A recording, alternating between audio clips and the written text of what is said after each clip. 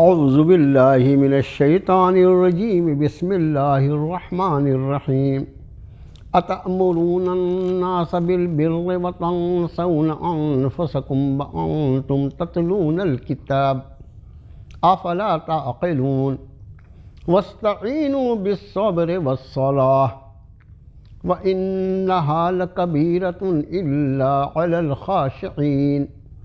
الذين يظنون أنهم ملاقو ربهم وأنهم إليه راجعون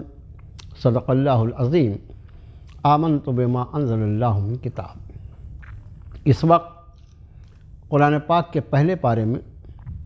سورۃ البقرہ کی 5ویں رکوع میں آیت نمبر 44، 45 اور 46 تین آیتیں پڑھ کر سنائی گئیں، اور انہی تین آیتوں کے ساتھ الحمدللہ 5ویں رکوع کی تکمیل ہوتی ہے۔ ان آیات بینات کا ترجمہ کچھ اس طرح ہوگا: کیا تم حکم دیتے ہو لوگوں کو بھلائی کا اور تم بھول جاتے ہو اپنے آپ کو، اور تم تلاوت کرتے ہو کتاب کی، تم پڑھتے ہو کتاب، کیا پھر تمہیں عقل نہیں ہے؟ یہ کیا تم سمجھتے نہیں؟ اور مدد حاصل کرو صبر سے اور نماز سے، اور بے شک وہ نماز ضرور دشوار گزار ہے مگر ان لوگوں پر نہیں جو جھک جانے والے ہیں، وہ لوگ جو یقین رکھتے ہیں کہ وہ ملنے والے ہیں اپنے پروردگار سے، اور یہ کہ وہ اس کی طرف لوٹنے والے ہیں۔ ان تین آیات بینات میں رب کائنات نے بنی اسرائیل سے خطاب ہے، جیسا کہ اس کی پہلی نشست میں آپ کے خادم نے عرض کیا تھا کہ یہ جو مضامین اس وقت زیر تلاوت اور زیر تشریح ہیں، اس میں اصل تاریخ جو ہے وہ بنی اسرائیل کی بیان کی، لیکن یہ خیال رہے قرآن شریف کی کوئی آیت شریفہ وہ چاہے کسی کی بھی تاریخ کو بیان کرتی ہو، لیکن اس کا اصل مقصد جو ہوتا ہے وہ اس کے قاری کو، اس کے پڑھنے والے کے سامنے ہدایت کا پہلو واضح کرنا ہوتا ہے۔ جو احکام بنی اسرائیل کو دیے گئے تھے، ظاہر ہے انہوں نے اس کے پورا کرنے میں جس خیانت سے کام لیا، اور اس کے بعد جن نتائج کا ان کو سامنا کرنا پڑا، قرآن پاک انہیں کیوں بیان کر رہا ہے؟ اس کے لیے میں آپ کو قرآن شریف کو ایک آیت شریفہ پڑھ کر سناؤں۔ ایک مقام پر ارشاد فرمایا کہ اے نبی صلی اللہ علیہ وسلم فقصص القصص لعلہم یتفکرون، اے نبی صلی اللہ علیہ وسلم اس واقعے کو ان پر بیان کر دیجئے تاکہ وہ بھی غور و فکر کریں۔ ہمارے ایک بہت مشہور کہاوت ہے ناظرین، اگلا گرا پچھلا ہوشیار، کہ اس امت نے جو جناب موسیٰ کلیم اللہ جیسا نبی جس کو اللہ نے دیا، تورات جیسی کتاب اللہ نے دی، اور اس کے بعد انبیاء بنی اسرائیل کا ایک پورا سلسلہ ہے، یہ امت اتنے جلیل القدر انبیاء کو پا کر، ان کی تعلیمات کو پا کر، اور اس کے بعد بھی اپنے آپ کو جب انہوں نے اللہ کے احکام کا پابند نہیں بنایا تو اس کے نتائج ان کے سامنے کیا ہے؟ تو ظاہر ہے کہ اس سے اصل مقصد امت مسلمہ کو، تم آخری نبی کی امت ہو،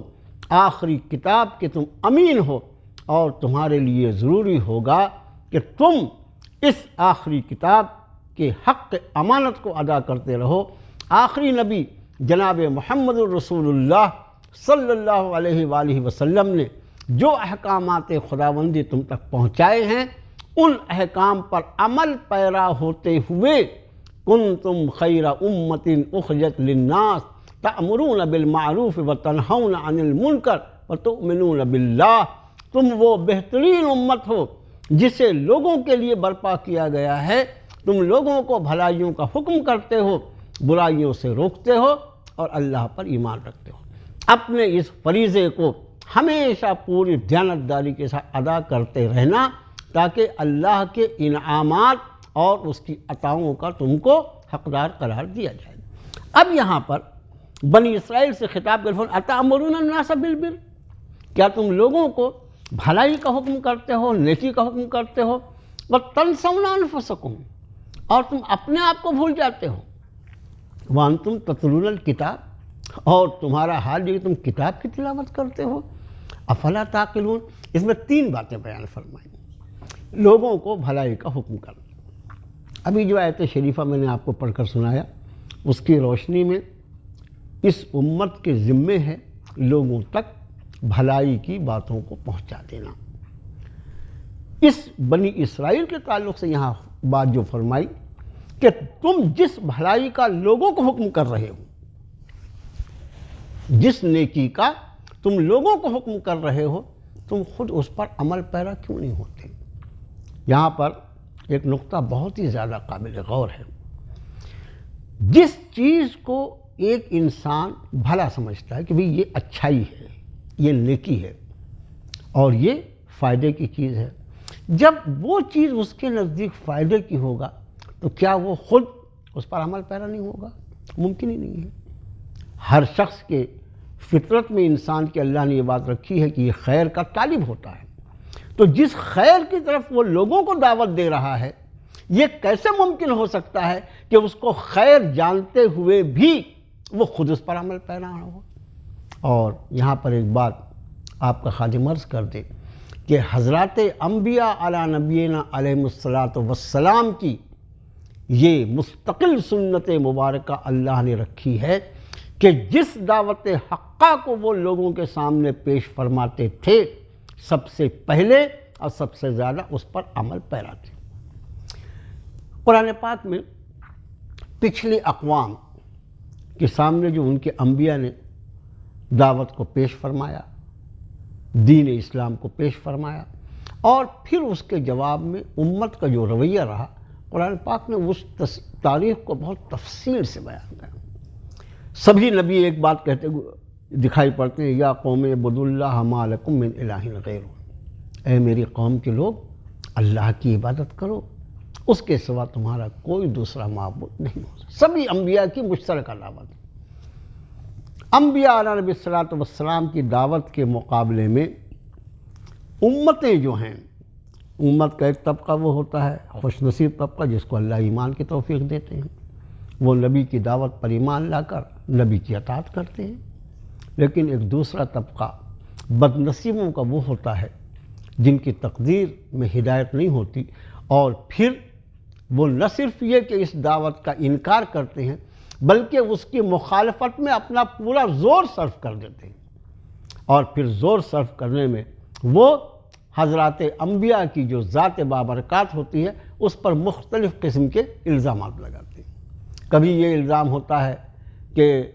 آپ کو اللہ نے کیوں نبی بنا کر بھیجا، اللہ نے کسی فرشتے کو کیوں نہیں بھیج دیا۔ کبھی یہ الزام ہوتا ہے کہ آپ تو انسان ہیں، آپ اللہ کے نبی کیسے ہو سکتے ہیں۔ کبھی یہ ہوتا ہے کہ آپ پر ہی کتاب کیوں نازل ہوئی، ہم پر کتاب کیوں نہیں نازل ہوتی۔ کبھی معاذ اللہ انہی بنی اسرائیل کا اگلے رکوع میں آپ کو تذکرہ ملے گا، ان ظالموں نے تو یہ تک کہہ دیا ہے موسیٰ علیہ السلام سے کہ اللہ آپ سے کلام کرتا ہے، ہم کو اللہ کو کھلم کھلا دکھا دیں، ہم اللہ کی ذات عالی کو دیکھ لیں تو ہم آپ پر ایمان لائیں گے۔ یہ ساری الگ الگ، لیکن جو بات عرض کرنی ہے وہ یہ کہ امتوں کے مختلف الزامات میں آپ ایک بات دیکھیں گے کہ کوئی امت نبی کو یہ کہتے نہیں دکھائی دیتی کہ جس چیز کی آپ ہمیں دعوت دے رہے ہیں معاذ اللہ ثم معاذ اللہ آپ اس پر عمل پیرا نہیں، کبھی ایسا نہیں ہوا۔ یہاں ایک بات اور بھی آپ کو بتا دیں کہ حضرات انبیاء علیہ نبی الصلاۃ والسلام کی جو ذات ہوتی ہے اس کا غیبی انتظام ایسا ہوتا ہے کہ عموماً یہ ہوا کہ اسی خاندان میں، اسی قبیلے میں، اسی شہر میں، وہیں کے ایک سب سے زیادہ باعزت خاندان میں اللہ نے نبی کو پیدا کیا۔ اس قوم کے سامنے نبی کی زندگی اعلان نبوت کے پہلے کی بھی زندگی اور اعلان نبوت کے بعد کی بھی زندگی ہوتی ہے۔ جیسے آپ دیکھیں کہ خود جناب محمد الرسول اللہ صلی اللہ علیہ وآلہ وسلم کی ذات عالی جو ہے 40 برس تک، جب تک نزول وحی کا سلسلہ شروع نہیں ہوا، اہل مکہ آپ کی عظمتوں کو، الصادق الامین، آپ سے زیادہ قابل تعظیم، قابل توقیر کوئی دوسری شخصیت اہل مکہ کے سامنے تھی ہی نہیں۔ اور یہ سارے انبیاء کے ساتھ اللہ کا غیبی انتظام ہوتا ہے، یعنی کچھ چیزیں ہوتی ہیں جنہیں خصوصیات نبوت کہا جاتا ہے، کہ اللہ کا غیبی انتظام ہوتا ہے کہ اعلان نبوت کے پہلے بھی اللہ عز و جل ان انبیاء علیہ نبی صلی والسلام کی زندگیوں کو اتنا پاک اور صاف رکھتے ہیں غیبی انتظام کے تحت، کہ بعد میں جب وہ دعوت اعلان نبوت فرماتے ہیں تو نہ ان کے اعلان نبوت کے پہلے اور نہ بعد میں کوئی ایسا عمل ان کی زندگی میں نہیں ہوتا، وہ اللہ تعالیٰ ان کو پوری طرح معصوم رکھتے ہیں، پوری طرح محفوظ رکھتے ہیں۔ تو کوئی نبی کی امت، آپ قرآن شریف کی پوری تاریخ کو دیکھ ڈالیے، جتنے انبیاء کا واقعہ اس نے بیان فرمایا، کوئی امت یہ کہتی دکھائی نہیں دیتی کہ صاحب آپ جس چیز کی طرف دعوت دے رہے ہیں معاذ اللہ ثم معاذ اللہ، اس کے پہلے آپ خود اس میں مبتلا تھے۔ یہ اللہ کا غیبی انتظام ہوتا ہے۔ اور یہاں پر ایک نفسیاتی نقطہ نظر کو سمجھ لیجئے کہ جس نیکی کی یا جس بھلائی کی دعوت کوئی داعی دے رہا ہے، جب وہ خود اس پر عمل پیرا ہو، حضرات انبیاء کے علاوہ بھی، اس لیے کہ سلسلہ نبوت اللہ نے مکمل کر دیا، اللہ کے رسول صلی اللہ علیہ وآلہ وسلم کے بعد اب کوئی نبی کا تصور بھی نہیں کیا جا سکتا۔ امکان بھی اگر کوئی مان لے، حضرت امام ابو حنیفہ رحمۃ اللہ علیہ نے ایک موقع پر فرمایا کہ اگر کوئی شخص اس بات کا دعویٰ کرے کہ معاذ اللہ میں نبی ہوں، ظاہر ہے کہ دعویٰ کرنے والا جھوٹا ہی ہوگا نا، کوئی دعویٰ کرے جھوٹا شخص کہ میں نبی ہوں، اگر کوئی شخص اس سے یہ کہہ دے کہ اگر تو نبی ہے تو کوئی معجزہ پیش کر، حضرت امام ابو حنیفہ رحمۃ اللہ علیہ فرماتے ہیں اتنا کہتے سے ہی وہ شخص کافر ہو جائے گا۔ کیوں؟ اس لیے کہ اگر تو نبی ہے تو گویا اس نے نبی ہونے کے امکان کو تسلیم کر لیا۔ تو یہاں تو آپ صلی اللہ علیہ وسلم خاتم الانبیاء خاتم الرسل ہیں، ختم نبوت آپ کی ذات عالی پر ہوا ہے، آپ کے بعد کسی نبی کے آنے کے امکان کو بھی اگر کوئی تسلیم کرے گا تو مسلمان نہیں رہ جائے گا۔ اب ظاہر ہے کہ آپ صلی اللہ علیہ وسلم کے بعد ختم نبوت کے ساتھ کار نبوت،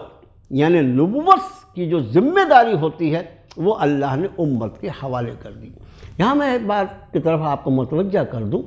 کہ آپ صلی اللہ علیہ وسلم کے پہلے جتنے انبیاء آئے، مختلف انبیاء کو اللہ نے ایک سے ایک معجزات عطا فرمائے۔ ابھی یہی جو حضرت موسیٰ علیہ السلام کے واقعات میں کئی بڑے بڑے معجزات کا تذکرہ انشاءاللہ آپ کے سامنے آئے گا، لیکن اس نبی کی ذات عالی کے ساتھ اس معجزے کو ختم ہو، جیسے حضرت موسیٰ علیہ السلام کو جو 9 نشانیاں دی گئیں ختم ہو گئی حضرت موسیٰ کے ساتھ، حضرت عیسیٰ کو اللہ نے جو معجزات دیے تھے حضرت عیسیٰ کے ساتھ ختم ہوئے، مگر آپ صلی اللہ علیہ وسلم کو جو سب سے بڑا معجزہ اللہ نے قرآن دیا،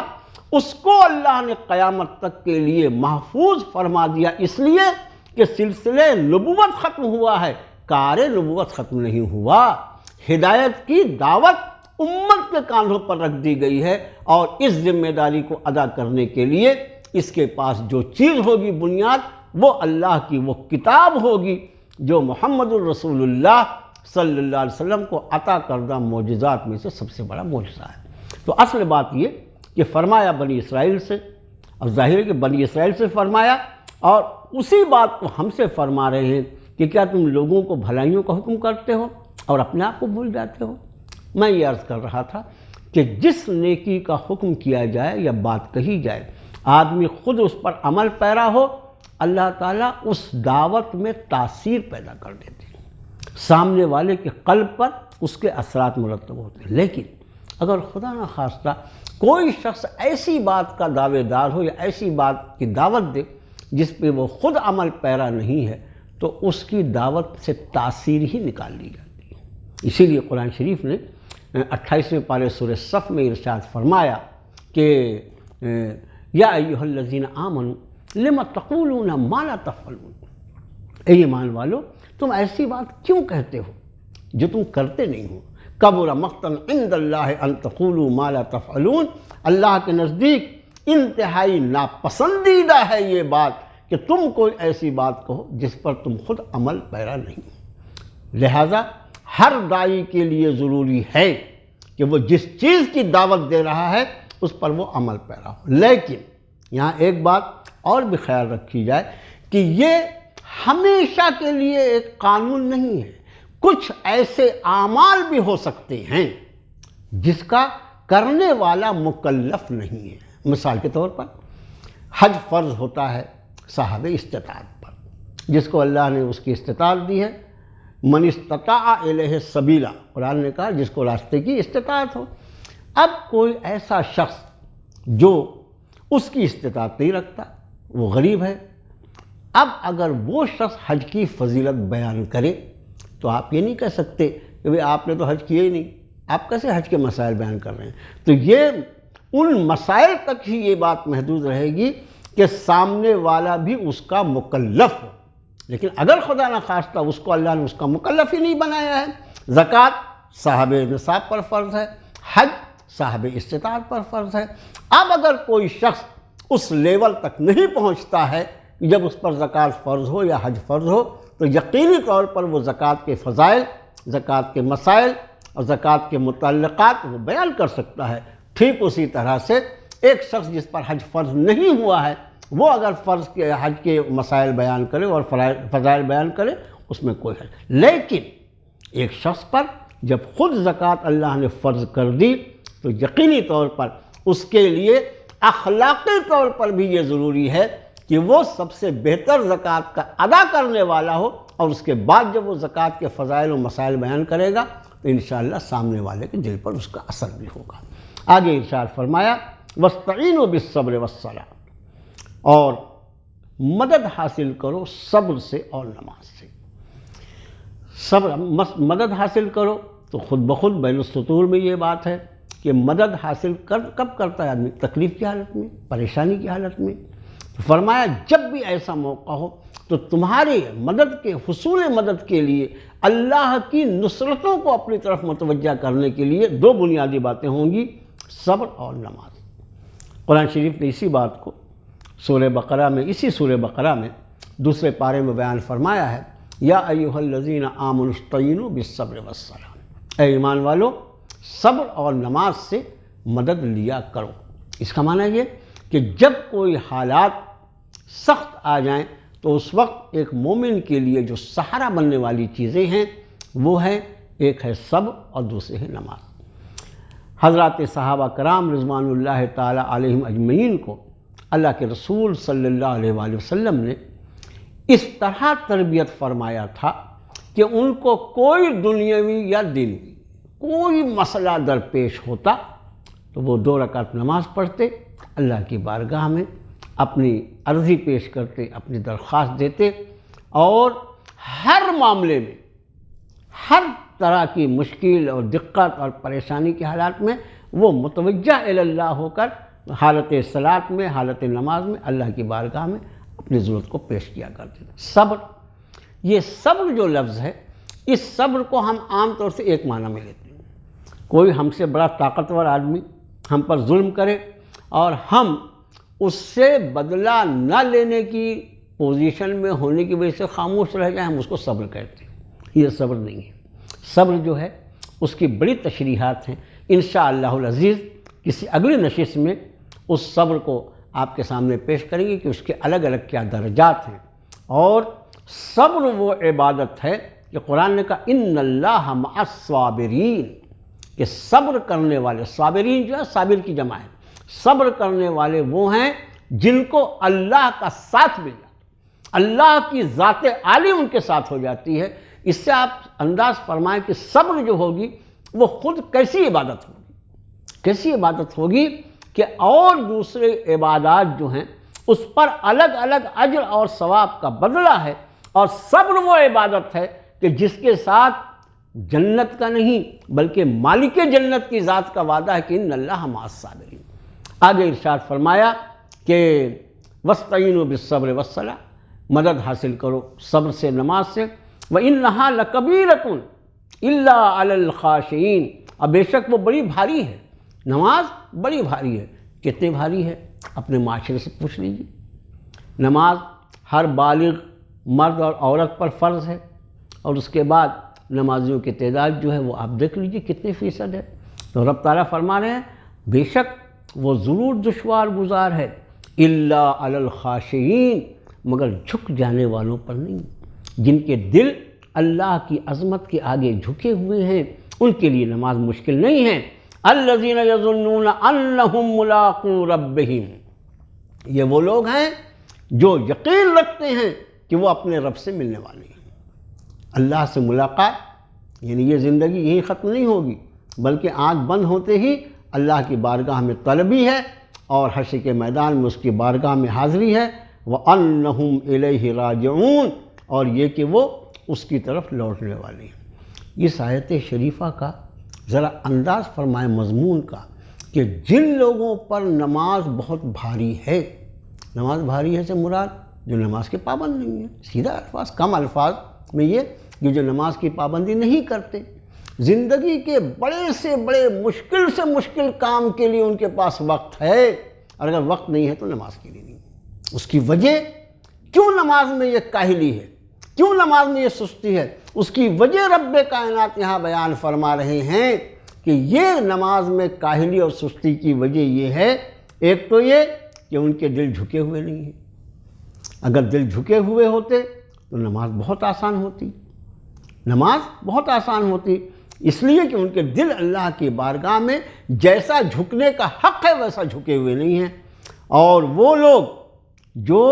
یقین رکھتے ہیں کہ وہ ملنے والے ہیں اللہ سے، ان پر بھی نماز مشکل نہیں ہے۔ اس کا معنی یہ کہ جن لوگوں کے زندگی میں نماز نہیں ہے ان سے پوچھو کہ خدا نہ خواستہ اللہ کی بارگاہ میں حاضری کا ایمان ہے، یقین ہے۔ اگر اس کی بارگاہ میں ایمان ہے کہ ہمیں حاضر ہونا ہے تو نبی کریم صلی اللہ علیہ وآلہ وسلم کا یہ ارشاد کہ حشر کے میدان میں عقائد کے بعد سب سے پہلے نماز کی پوچھ ہوگی، تو تم نے اس کے لیے کیا تیاری کر رکھا ہے؟ جس سوال کے بارے میں یہ طے ہے کہ یہ پہلا ہی سوال ہوگا ایمانیات کے بعد، اس سوال کی تم کوئی تیاری ہی نہیں کر رہے ہو، اور اس کے بعد تم یہ کہتے ہو کہ مجھے یقین ہے کہ مجھے اپنے رب کی بارگاہ میں واپس جانا ہے۔ اس کا معنی تم یہ تو سوچو کہ اپنے قول کے ساتھ تم کتنا انصاف کر رہے ہو۔ اس کا معنی یہ ہے کہ جو لوگ نماز کی پابندی نہیں کرتے ان کو اپنے ایمان کی جانچ پڑتال کر لینی چاہیے۔ میں یہاں پر بہت ادب سے عرض کروں کہ صبر کی تشریح انشاءاللہ کسی اور موقع پر کریں گے، لیکن نماز کی پابندی کے تعلق سے میں بہت ہی صاف الفاظ میں آپ سے کہہ دوں، قرآن شریف کی ایک آیت سورہ روم میں رب تعالیٰ نے فرمایا اقیموا الصلاۃ ولا تکونوا من المشرکین، نماز قائم کرو مشرکوں میں سے مت ہو جاؤ۔ مشرک شرک کرنے والے، قرآن کا ارشاد ہے اقیموا الصلاۃ ولا تکونوا من المشرکین، نماز قائم کرو مشرکوں میں سے مت ہو جاؤ۔ اللہ کے رسول صلی اللہ علیہ وسلم نے فرمایا من ترک الصلاۃ متعمدا فقد کفر، جس کسی نے جان بوجھ کر نماز کو ترک کیا تحقیق اس نے کفر کیا۔ یعنی قرآن یہ کہے کہ مشرکوں میں سے نہ ہو نماز کو چھوڑ کر، اللہ کے رسول صلی اللہ علیہ وسلم فرمائیں کہ ترک صلاۃ کفر کا کام ہے۔ یہ ساری باتیں ہمارے علماء اور ہمارے واعظین کے ذریعے ہم تک پہنچتی رہتی ہیں، اور اس کے بعد بھی امت کا اتنا بڑا طبقہ بے نمازی، یہ بات عقل سے پرے ہے۔ میرے محترم، بہت ادب سے درخواست کروں گا، دیکھیے اللہ کے رسول صلی اللہ علیہ وسلم نے نماز کی پابندی کا جو طریقہ امت کو سکھلایا ہے وہ کتنا سلیس اور کتنا آسان ہے۔ آپ نے ارشاد فرمایا بچہ جب 7 سال کا ہو جائے تو اس کو نماز کا حکم کرو، اور جب وہ 10 سال کا ہو جائے تو اس کو نماز نہ پڑھنے پر اس کے ساتھ سختی کا معاملہ کرو، اس کو سزا دو۔ آپ انداز فرمائیں، عام طور سے بالغ ہونے کی عمر جو ہے 15 سال ہے، لڑکے کے لیے 15 سال، اور دوسری شرائط بھی ہیں وہ اہل علم جانتے ہیں، لیکن ایک عام حالات میں کہ 15 سال کی عمر میں ایک بچہ بالغ ہوتا ہے۔ اللہ کے رسول صلی اللہ علیہ وسلم اس کے بالغ ہونے کے 5 سال پہلے 10 سال کی عمر میں یہ فرما رہے ہیں کہ اگر وہ نماز نہ پڑھے تو اس پہ سختی کرو۔ اس کا معنی کیا ہے؟ اس کا معنی یہ ہے کہ مزاج رسالت یہ ہے کہ اس 10 سال سے لے کر 15 سال کے 5 سال کی وقفہ میں، یعنی جب وہ بلوغ کی عمر کو پہنچے، وہاں پہنچتے پہنچتے وہ نماز کا اتنا پابند ہو جائے، نماز اس طرح اس کی عادت بن جائے، نماز اس طرح اس کی زندگی کا ایک جز بن جائے کہ جب وہ بالغ ہو اور اس پر نماز فرض ہو تو اس کے بعد اس کی کوئی نماز چھوٹنے نہ پائے۔ یہ ہے مزاج رسالت نماز کے بارے میں۔ تو آج چونکہ اس میں نماز کا مضمون آیا اور قرآن شریف پورا اقامت صلاۃ کے مضمون سے بھرا ہوا ہے، تو آج کی اس نشست میں ہم اپنے آپ کے لیے، دیکھیے ہر گھر کا ایک رائی ہوتا ہے، ایک ذمہ دار ہوتا ہے، لیکن ظاہر ہے کہ ذمہ دار اپنے گھر کے لوگوں کو، اپنے ماتحتوں کو نماز کا حکم کرے، اس کے لیے ضروری ہے کہ وہ خود نمازی ہو۔ ابھی یہ مضمون گزر چکا ہے کہ جس پر ہم خود عمل نہ کریں، ہم کس منہ سے لوگوں کو دعوت دیں گے؟ تو وہ خود اگر اس پر عمل پیرا ہو، میں آپ سے عرض کروں ہر گھر کا بڑا یہ طے کر لے، تہیہ کر لے، میں انشاءاللہ نماز کی پابندی کروں گا، اور میرے گھر کے جتنے افراد ہیں، ہر گھر میں ایک بڑا ہوتا ہے، چاہے خاندان چھوٹا ہو یا بڑا ہو۔ اللہ کا شکر ہے کہ مسلم معاشرے میں اس کی بڑی اہمیت ہے کہ گھر کے بڑے کی تعظیم کی جاتی ہے، اس کی عزت کی جاتی ہے، اس کے بعد کو وزن دیا جاتا ہے۔ تو ہم جہاں سارے معاملات میں اپنی بڑائی کا خیال رکھتے ہیں، اللہ کے احکام کو پورا کرنے کے لیے اگر ہم نے یہ طے کر لیا کہ میرے گھر میں جو لوگ میرے زیر حکم ہیں ان میں سے کوئی بے نمازی نہیں رہے گا، ان کو محبت کے ساتھ، اس لیے کہ محبت کی زبان جو اثر کرتی ہے وہ سختی نہیں اثر کرتی، محبت کے ساتھ آہستہ آہستہ ان کو نماز کی طرف متوجہ کیجئے، یہ نمازی ہوں گے، اور پھر ان کے بولنے بتانے سے جو آنے والی نسلوں میں نمازی ہوں گے، انشاءاللہ ان سب کا اجر و ثواب ہمارے نامہ اعمال میں لکھا جاتا رہے گا۔ کتنا آسان سودا ہے، بہت آسان سی بات ہے، لیکن شرط یہ ہے کہ تیرا ہی جینا چاہے تو باتیں ہزار ہیں۔ پہلے ہمارے دل میں یہ بات آئے، ہم خود نماز کی پابندی کریں اور اپنے ماتحت جو لوگ ہیں ان کو نماز کی طرف متوجہ کریں، اور آہستہ آہستہ آہستہ گھر کا ماحول یہ بنائیں کہ پورا گھر ہمارا ایسا ہو کہ اس میں کوئی ایک فرد بھی بے نمازی نہ ہو۔ بالغ ہو تو اس پر تو نماز فرض ہے، لیکن جو نابالغ ہماری اولادیں اور گھر میں پوتے پوتی نواسے نواسیاں ہیں،